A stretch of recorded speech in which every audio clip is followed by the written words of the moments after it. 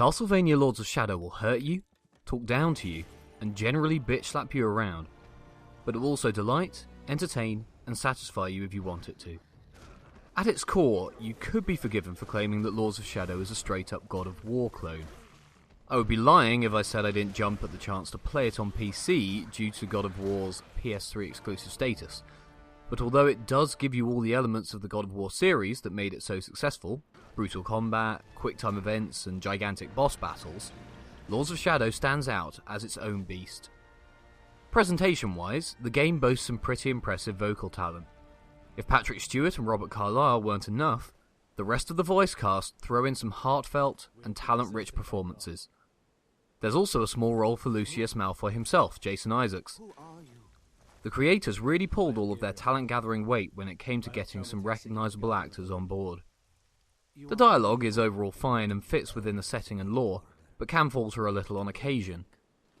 But a great orchestral soundtrack and epic setting help pull it through those moments. The world itself is huge and glorious, and the game treats you to some truly epic vistas as you travel through its realms. Unfortunately, the fixed camera has not been freed up from the console version of the game, so the same issues with awkward camera angles obscuring enemies or platforms are still present. This does frustrate as well when so much hard work has clearly been put into the creation of this world, but what you can see and explore always feels limited somewhat. As far as the graphical improvement from the console version to the Ultimate Edition, nothing much seems to have been changed other than the increased resolution. On occasion, the improved resolution actually shows up some low-res textures, and points out a few flaws in the character design. But for the most part, it's an improvement. On close inspection, the character design is already showing its age somewhat, but at a distance works well, and some of the monsters in the game are truly inspired. Lords of Shadow throws a good mix of gameplay at you. Sure, for the most part you'll be dashing around in combat, but it forces you to mix up that combat and utilise different tactics for different enemies. If you plan on just button mashing, you won't go very far, and you have to make good use of the different attacks, secondary and special attacks, you unlock as you work your way through the game. There are plenty of puzzles as well to break up the action, which offer you rewards on completion, though there's always an option to skip these puzzles if you're more concerned with getting back to the action.